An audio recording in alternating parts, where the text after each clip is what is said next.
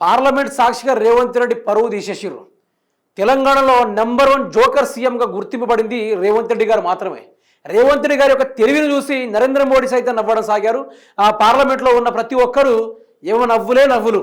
ఎవరైనా డీలిమిటేషన్ని జిఎస్డిపితో పోలుస్తారా? అసలు జిఎస్డిపి అంటే ఏంది? 1 ఇయర్ల ఆ ఒక రాష్ట్రం యొక్క ఏరియాల గూడ్ సర్వీస్ ఏ విధంగా ఉంది, ప్రొడక్షన్ ఎంత జరుగుతూ ఉంది అనే దాని మీద ఇయర్ చేంజ్ అవుతూ ఉంటుంది. దానికి ఈ యొక్క డీలిమిటేషన్కి ఏమైనా సంబంధం ఉందా అనుకుంటూ పార్లమెంట్లో ఒకటే నవ్వసాగారు. మరి దీన్ని ఖండించాలి, కానీ ఈ విషయంలో కూడా ఖండించడం రానుడు అంటే ఇక ఎంత చదువుకున్నాడో ఎంత మేధావో మాకు అర్థమైంది అనుకుంటూ పార్లమెంట్లో ఈయన గాలి తీసేసిరు. ఎక్కడే నవ్వుడు అన్నట్టు ఈయన గురించిగా మీరే చూడండి. పార్లమెంట్ సాక్షిగా రేవంత్ నవ్వుల పాలు. డీలిమిటేషన్పై ముఖ్యమంత్రి హైబ్రిడ్ ప్రతిపాదన బ్యాక్ ఫైర్. జిఎస్డిపితో ముడిపెట్టడంపై లోక్సభలో బీజేపీ మండిపాటు. ప్రపంచంలోనే అత్యంత తెలివితక్కువ ప్రతిపాదనగా అభివర్ణన. రేవంత్ను చూసి తెలంగాణ ప్రజలే నవ్వుకుంటున్నారని ఎద్దేవా చేశారు. అయితే మీరు ఒకటి అర్థం చేసుకోవాలి, ఏది ఇది? పార్లమెంట్ సాక్షిగా తెలంగాణ ముఖ్యమంత్రి రేవంత్ రెడ్డి నవ్వుల పాలయ్యారు.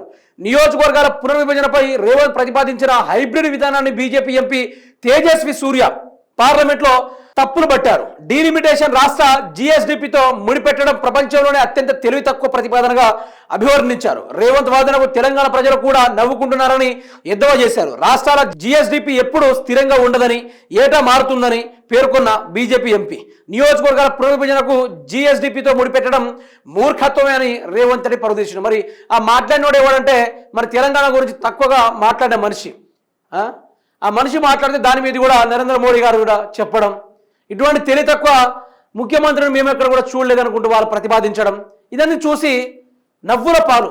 తెలంగాణ వాళ్ళు ఇక ఇట్లాంటి మనిషిని ఎన్నుకోవడం చాలా దౌర్భాగ్యం అనుకుంటూ ఇక పార్లమెంట్లో వాళ్ళు ముచ్చట్లాడుకున్నారు. ఎవరైనా మాకు మాట్లాడాలి, డీలిమిటేషన్ మీద ఎట్లా మాట్లాడాలి? కేటీఆర్ మాట్లాడిండు, హరీష్ రావు గారు మాట్లాడిండ్రు, అదేవిధంగా కేసీఆర్ గారు ఒక చిట్ చాట్ చేసిర్రు. ఇట్లా చేస్తే ఏమని చెప్పిర్రు?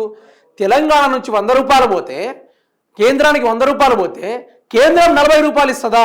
ఇది పద్ధతి కాదు, మేము ఈ డీలిమిటేషన్కి ఒప్పుకోము, దక్షిణాది రాష్ట్రాలకు అన్యాయం జరుగుతుంది అని కేసీఆర్ గారు, బీఆర్ఎస్ పార్టీ నాయకులు వాళ్ళు వాళ్ళ స్టైల్లో వాళ్ళు చదువుకున్నారు కదా, బజార్ పంట తిరగలేదు, వాళ్ళు చదువుకున్నారు, తెలంగాణ గురించి అడుగడుగులు తెలిసిన వాళ్ళు వాళ్ళ విధంగా చెప్పారు. మరి మన ముఖ్యమంత్రి ఏం చెప్పిండు?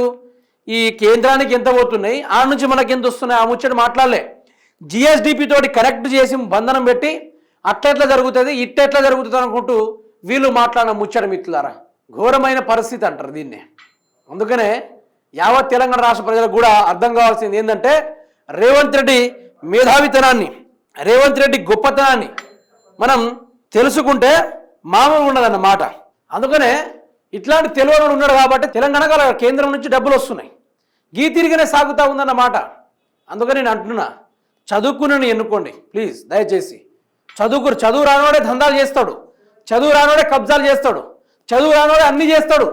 చదువుకున్నోడే పేదలకు భూములు పంచుతాడు, ఇండ్లు కట్టిస్తాడు, నీళ్లు తెప్పిస్తాడు, రాష్ట్రం ప్రజలు ఎవరి కాలం మీద వంగకుండా నిలబెట్టే కార్యక్రమాలు చేస్తాడు. ఎవరయ్యా అది? That is one and only KCR అని ప్రజలు చెప్తున్నారు, నేను చెప్పే ముచ్చట కాదు అది. ఎందుకు మాటలు ఎందుకు మాట్లాడాలి, తెలివైన మాటలు ఎందుకు మాట్లాడాలి, అందరి ముందు పరువెందుకు తీసుకోవాలి? మన దగ్గర అసలు రాష్ట్రంలో ఉండకుండా ఎడిపోతా ఉన్నాడు, ఏం చేస్తా ఉన్నాడు అనేది క్లారిటీగా తెలియాల్సిన అవసరం కూడా ఉంది మీకు.